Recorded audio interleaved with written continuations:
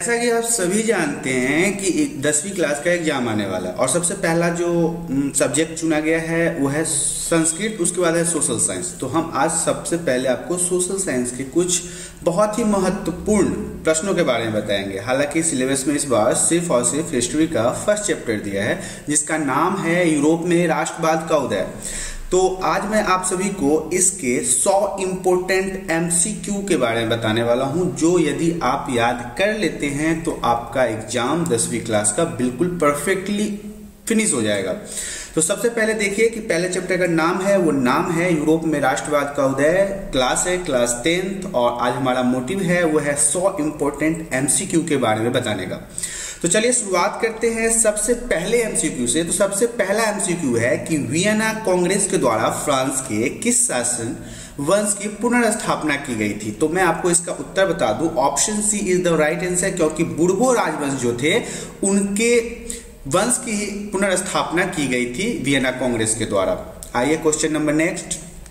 Garibaldi पेशे से क्या था? गैरीबाल्डी पेशे से किसान था, ये फार्मर था, खेती करता था, गाय बकरियां चराया करता था। गैरीबाल्डी क्या था? वो एक किसान था। नेक्स्ट क्वेश्चन कहता है मेटरनिक कौन था? तो मेटरनिक को ऑस्ट्रिया का चांसलर बनाया गया था। यहाँ पे आपको ध्यान देना है कि हमारे विश्व में इस नाम से लगभग मिलता जुलता दो देश है, एक है ऑस्ट्रेलिया और दूसरा है ऑस्ट्रिया। तो ये ऑस्ट्रिया का चांसलर था, उसका नाम था मेटरनिक। मेटरनिक कौन था? मेटरनिक ऑस्ट्रिया का चांसलर था। किसने कहा था जब फ्रांस छींकता है तो बाकी यूरोप के देशों को सर्दी और जुकाम हो जाता है? तो ये कहा था मेटरनिक ने। मेटरनिक का कहना था कि फ्रांस जब छींकता है तो यूरोप के जो अंतर्गत और देश आते हैं उन्हें भी सर्दी जुकाम हो जाता है। यह एक प्रकार का व्यंग्य किया गया था और इस व्यंग्य को किया था मेटरनिक ने। और किस पे किया था? तो यूरोप के बाकी देशों पे किया था। नेक्स्ट क्वेश्चन कहता है किस संधि द्वारा जर्मनी का एकीकरण पूरा हुआ? मतलब ऐसा कौन सा संधि था जिसके बाद जर्मनी फिर से पुनः स्थापित हो पाया? तो वो था फ्रैंकफर्ट की संधि। Option D is the right answer. Next question है जर्मनी के एकीकरण के लिए बिस्मार्क ने कितने युद्ध किए? तो जर्मनी के एकीकरण के लिए बिस्मार्क ने 3 युद्धों को किया, मतलब उनके द्वारा 3 युद्धों को निर्धारित किया गया और उसमें उन्होंने जीत हासिल की। नेक्स्ट जो है वो कहता है कार्बोनारी की स्थापना किस वर्ष में हुई? तो कार्बोनारी की स्थापना जो है वो 1815 में हुआ था। Option B is the right answer. रक्त और लौह की नीति किसने अपनाई थी? तो रक्त और लौह की नीति बिस्मार्क ने अपनाई थी। नेक्स्ट, यंग इटली का संस्थापक कौन था? तो यंग इटली का संस्थापक मेजीनी था। Mazzini is the right answer. Frankfurt की संधि कब हुई थी? फ्रैंकफर्ट की संधि 1871 ईस्वी में हुई थी। ये इंपॉर्टेंट है, very very very important. Frankfurt की संधि 1871 ईस्वी में हुई थी, इसे तो बिल्कुल याद रखना आप। 1789 की फ्रांसीसी क्रांति के समय वहां किस राजवंश का शासन था? तो वहां पे राजवंश जो थे उस समय बुर्बो थे। बुर्बो राजवंश का शासन था 1789। यदि आपने फ्रांस की क्रांति पढ़ी होगी तो उसमें मैंने आपको पूरे डिटेल्स में बताया है कि उस समय क्या हो रहा था। तो 1789 में जो फ्रांस के गद्दी पे वर्तमान राजा मौजूद थे वो थे बुर्बो राजवंश के। नेक्स्ट क्वेश्चन, इटली तथा जर्मनी वर्तमान में किस महादेश के अंतर्गत आते हैं? तो वो है यूरोप। यूरोप एक महादेश है। यूरोप महादेश के अंतर्गत ही अभी के समय में वर्तमान इटली और जर्मनी जैसे देश मौजूद हैं। मेजीनी का संबंध किस संगठन से था? मेजीनी का संबंध जो था वो कार्बोनरी से था। कार्बोनरी संगठन से वो अपना रिश्ता रखते थे। फ्रांस में किस शासन वंश की पुनर्स्थापना वियना कांग्रेस द्वारा की गई थी? देखिए यहाँ पे क्वेश्चन जरा आप लोगों से घुमा घुमा के पूछा जाता है।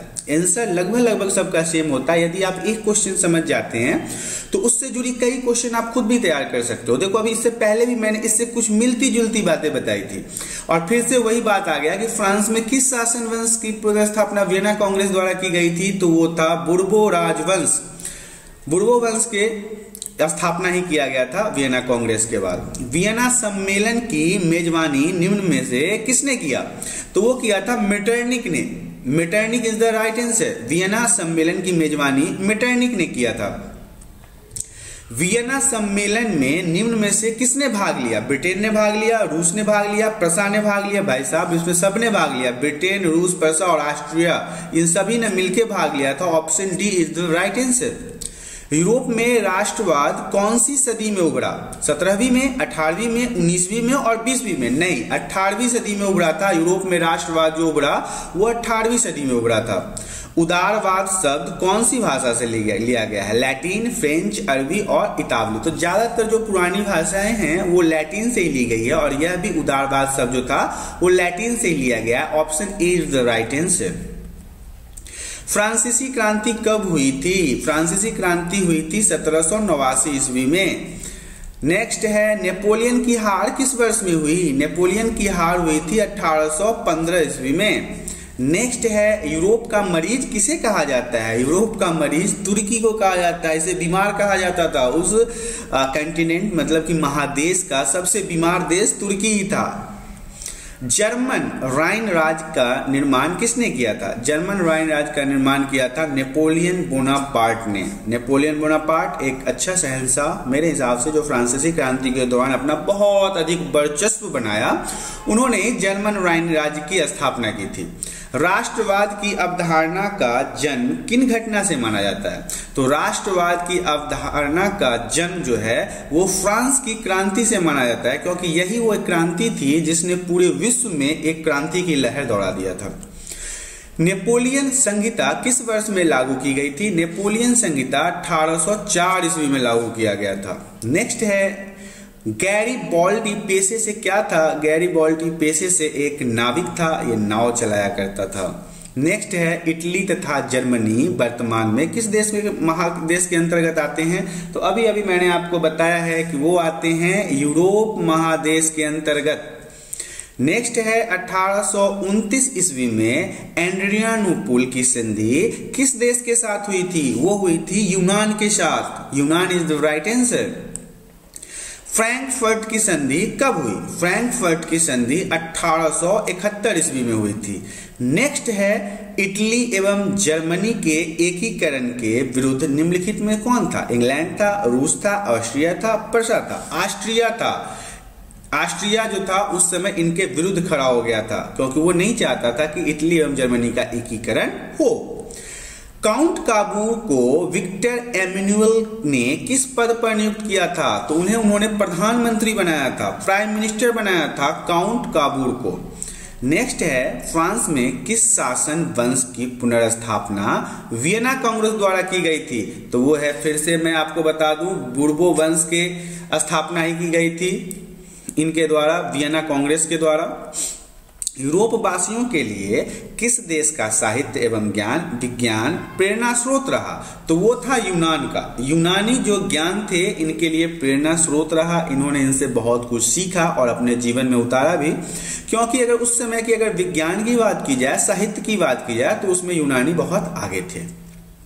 मेजनी का संबंध किस संगठन से था? मेजनी का संबंध जो है वो कार्बोनेरी संगठन से था। जर्मन राइन राज्य का निर्माण किसने किया था? वो किया था नेपोलियन बोनापार्ट ने। नेक्स्ट है, जालवेरियन एक संस्था थी क्रांतिकारियों की, व्यापारियों की, विद्वानों की और पादरी एवं सामंतों की। ये जो संस्था थी वो व्यापारियों का था, बिजनेसमैन लोगों का एक जालवेरियन संस्था बनाया गया था। रक्त एवं लौह की नीति का अवलंबन किसने किया? मेजनी ने किया, हिटलर ने किया, बिस्मार्क ने किया और विलियम फर्स्ट ने किया। इसका निर्माण किया था बिस्मार्क ने, इन्होंने इसका शुरुआत किया। ऑटो को निम्नलिखित में कहां से राजा घोषित किया गया था? रूस से किया गया था, यूनान से, फ्रांस से और जर्मनी से। यूनान का राजा ऑटो को बनाया गया था उस समय। राइट आंसर इज बी, यूनान। यूनान को स्वतंत्र राष्ट्र घोषित कब किया गया? 1830 में, 1832 में किया गया था। इनको स्वतंत्र राष्ट्र घोषित कर दिया गया, बताया गया कि ये अब आजाद हो चुके हैं। फ्रांस की किस संस्था ने लुई 16वें और उनकी रानी को फांसी की सजा दी थी? फ्रांस की किस संस्था ने? तो देखिए उस समय आपको पता है कि स्टेट जनरल भी थे, नेशनल असेंबली भी थे, कन्वेंशन भी था और डायरेक्टरी भी थे, लेकिन ये सजा देने का काम किया था कन्वेंशन ने। थर्ड जो है option C is the right answer. राजा जो फ्रांस के थे लुई 16वें और उनकी रानी जो थी मैरी उनको वो कर दिया गया, गुलेटिन कर दिया गया था। फांसी नहीं कह सकते हैं इसे गुलेटिन कह सकते हैं, क्योंकि गुलेटिन के बारे में मैंने आपको विस्तार से बताया है कि वो एक ऐसा शस्त्र था जिसमें गले को फंसा के ऊपर से ब्लेड छोड़ा जाता था और उसे काट दिया जाता था। नेक्स्ट है 1830 ईस्वी की क्रांति के बाद फ्रांस में किस प्रकार का शासन स्थापित हुआ? संघीय शासन नहीं, संवैधानिक राजतंत्र स्थापित हुआ था। Option B is the right answer. संवैधानिक राजतंत्र स्थापित हुआ था। किस संधि द्वारा स्वतंत्र यूनान राष्ट्र का उदय हुआ? वियना की संधि नहीं, एड्रियानोपुल की संधि नहीं, कुस्तुनोनिया की संधि। Yes, option C is the right answer. नव गुएल्फ आंदोलन का प्रणेता कौन था? Dante, Machiavelli, Garibaldi, Gioberti. Gioberti is the right answer. इन्होंने ही नव गुएल्फ आंदोलन को आगे बढ़ाया था, इसको प्रोत्साहन दिया था। निम्नलिखित में से किस युद्ध के परिणाम स्वरूप जर्मनी का एकीकरण हुआ? क्रीमिया का युद्ध, प्रसा डेनमार्क का युद्ध, सोडावा का युद्ध और सिडान के युद्ध से ही यहाँ पे जर्मनी का एकीकरण पुनः संभव हो पाया था। नेक्स्ट है निम्नलिखित में से किस वर्ष अलेक्जेंडर चिप्सवांटी ने नेतृत्व में यूनान में विद्रोह शुरू किया था? तो वो किया था 1821 ईस्वी में। Option B is the right answer. 1821 जो है वो सही उत्तर है। हितेरिया फिलाइक नामक संस्था की स्थापना हुई थी कहाँ? लंदन में, पेरिस में, ओडिशा में और इनमें से कोई नहीं। ऑप्शन सी जो है ओडिशा वो सही है, क्योंकि यहीं पे हितेरिया फिलाइक नाम की संस्था को बनाया गया था और पहली बार इसे यहीं पे लागू किया गया था। Option C is the right answer. निम्नलिखित में से कौन जैकोबियन क्लब का सदस्य नहीं था? टीपू सुल्तान? ऑफकोर्स नहीं था। कैसे हो सकता है? टीपू सुल्तान जो था वो जैकोबियन क्लब का सदस्य था। Tipu Sultan is the right answer. इसके बाद जितने भी हैं उनमें से ये उत्तर नहीं है, क्योंकि जैकोबियन क्लब का जो सदस्य थे वो टीपू सुल्तान थे। टीपू सुल्तान उस समय के बहुत ही जाने माने राजा माने जाते थे और इन्हें शेर कहा जाता था, मैसूर का शेर टीपू सुल्तान। वियना सम्मेलन की मेजबानी निम्नलिखित में से किसने किया था? मेटरनिक ने, बिस्मार्क ने, चार्ल्स दशम ने और इनमें से कोई नहीं। मेटरनिक ने किया था। मैंने कई बार बता रखा है इसको अलग अलग तरीकों से कि मेटरनिक ने किया था। याद रखिएगा, वियना सम्मेलन की मेजबानी को बता दूं होस्टिंग, जो उस चीज को होस्ट करता है, उसे लोगों के सामने रखता है, उसका जो वियना सम्मेलन था उसकी मेजबानी जो है वो मेटरनिक ने किया था। चार्ल्स एल्बर्ट निम्नलिखित में से कहां का शासक था? चार्ल्स एल्बर्ट निम्नलिखित में से सार्डिनिया, पिंडमाउंट, पोलैंड, हंगरी और यूनान कहां का शासक था? तो ऑप्शन ए जो है सार्डिनिया, पिंडमाउंट, वहां का शासक का नाम था चार्ल्स एल्बर्ट। नेक्स्ट जो है वो है फ्रांस में नेपोलियन संहिता किस वर्ष में लागू की गई थी? फ्रांस में नेपोलियन संहिता किस वर्ष में लागू की गई थी? मैंने कई बार इसे पहले ही बताया है कि option C is the right answer. 1804 में फ्रांस में नेपोलियन द्वारा बनाया गया संविधान को लागू किया गया था। नेक्स्ट है हंगरी की अधिकांश जनता कौन सी भाषा बोलती है? हंगरी की अधिकांश जनता इतावली नहीं बोलती है, मैग्यार बोलती है। Option B is the right answer. Next जो है वह है नेपोलियन ने जर्मनी में किस संघ की स्थापना की थी?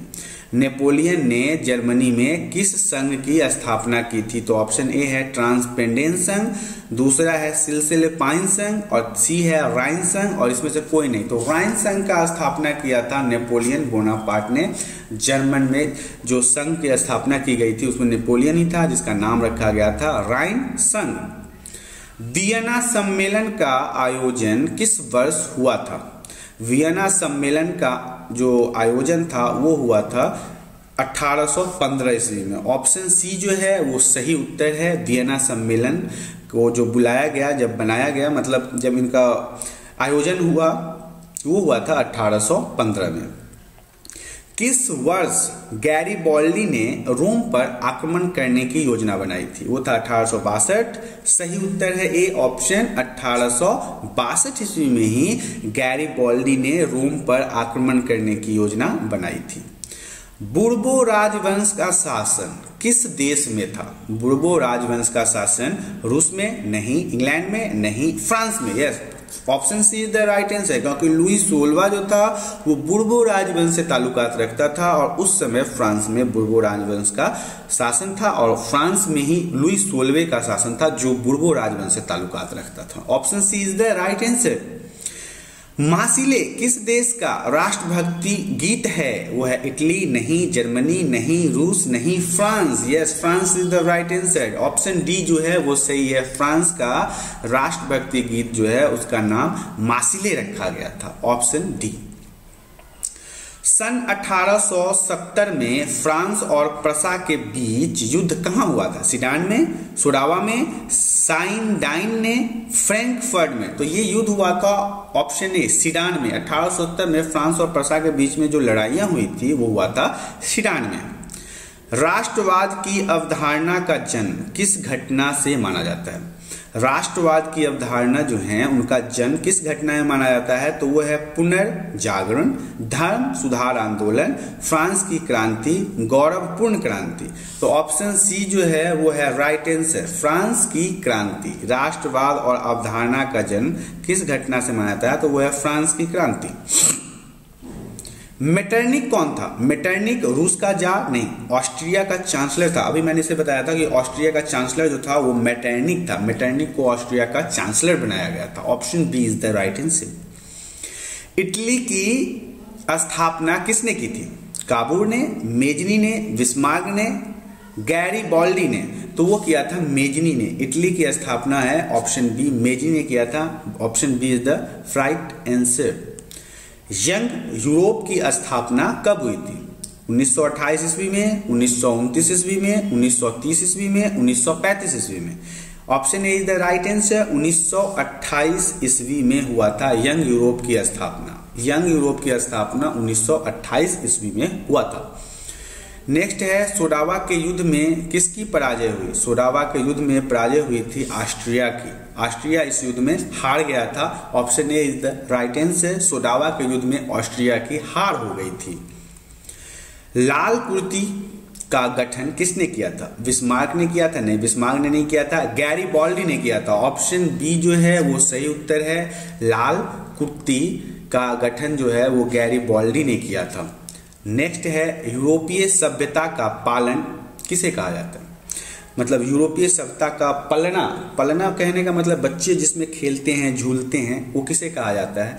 तो वो है यूनान। ऑप्शन बी जो है वो सही उत्तर है। यूरोपीय सभ्यता का पलना मतलब क्या ये कहिए कि यूरोप में जितने भी देश हैं उनके अंदर जो सभ्यता आई है वो यूनान से आई है। उन्होंने इस चीज को एब्जॉर्ब किया है यूनान से। भाषा हो, रहन सहन हो, खान पान हो, या फिर बोलने का तरीका हो, चलने का तरीका हो, सोचने का तरीका हो, पढ़ने का तरीका हो, ये सब यूरोपीय सभ्यता में यूनान के देशों से आया है। वर्साय की संधि कब हुई? तो वर्साय की संधि 1919 ईस्वी में हुई थी। 1919 ईस्वी is the right answer. Option C जो है वो सही उत्तर है। वर्साय की संधि 1919 ईस्वी में हुई थी। मेटरनिक क्या था? तानाशाह था, प्रजातांत्रिक था, प्रतिक्रियावादी था और घोर सामंतवादी था। प्रतिक्रियावादी था मतलब किसी भी क्रिया के ऊपर रिएक्शन देता था, अपनी राय को रखता था। तो इसे हम ऑप्शन सी को सही उत्तर कहेंगे। Option C is the right answer. प्रतिक्रियावादी था, मेटरनिक प्रतिक्रियावादी था। मेटरनिक का पतन कब हुआ था? मेटरनिक का पतन हुआ था 1948 में। ऑप्शन सी जो है वो सही उत्तर है। 1948 में मेटरनिक का पतन हो गया था। बिस्मार्क क्या था? संगीतज्ञ था, नाटककार था, कवि था, कूटनीतिज्ञ था? कूटनीतिज्ञ था। ऑप्शन डी जो है वो सही उत्तर है। बिस्मार्क जो है वो कूटनीतिज्ञ था। कूटनीतिज्ञ सही उत्तर है इसका। इटली के एकीकरण का तलवार कौन था?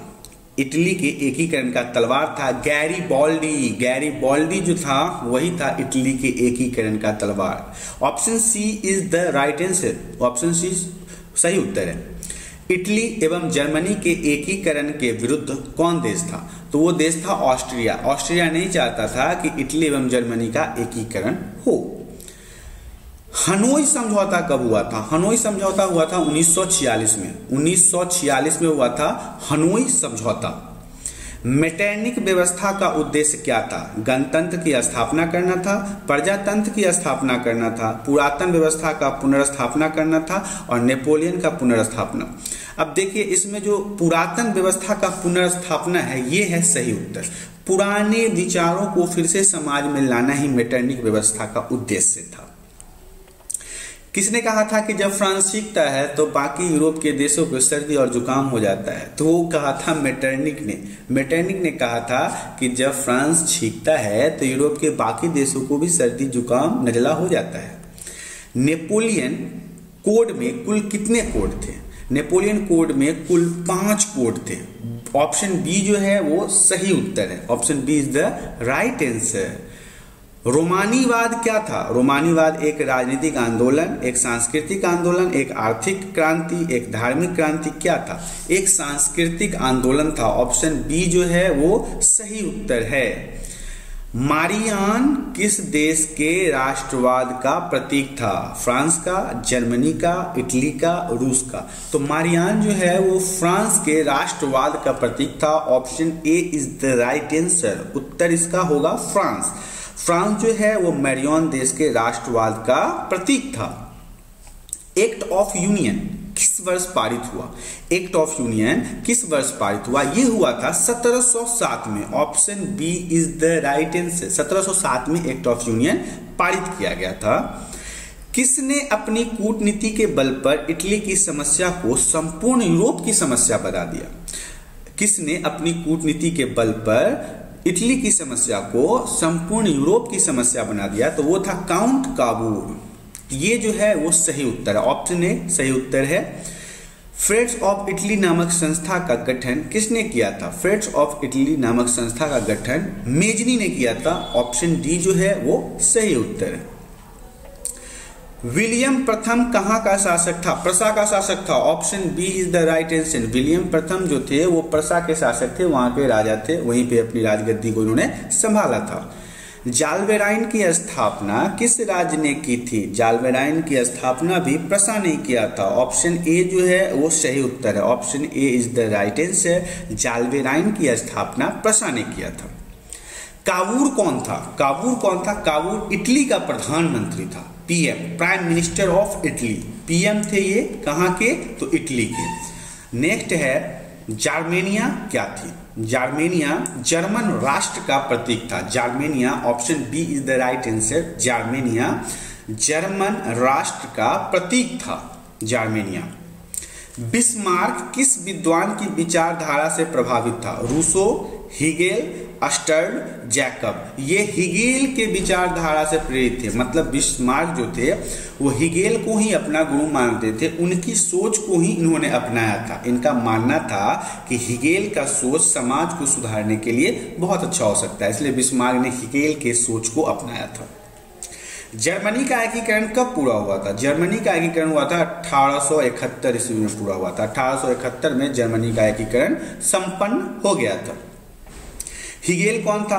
तो अभी जैसे मैंने बताया था कि बिस्मार्क के गुरु को हिगेल को ही माना जाता है, तो ऐसे में आप क्या समझ सकते हैं कि हिगेल एक दार्शनिक था, फिलोसफर था। हिगेल एक फिलोसफर था जो अपने विचार से अपने आसपास के रहने वाले लोगों को प्रभावित किया करता था, और ऐसे में ही बिस्मार्क भी हिगेल से प्रभावित हुए और उन्होंने इनकी विचारधारा को अपने में उतारने की कोशिश किया। सन 1870 में फ्रांस और प्रसा के बीच युद्ध जो हुआ वो कहाँ हुआ था? वो हुआ था सेडान में। ऑप्शन ए जो है वो सही उत्तर है। सन 1870 में फ्रांस और प्रसा के बीच में युद्ध सेडान में हुआ था।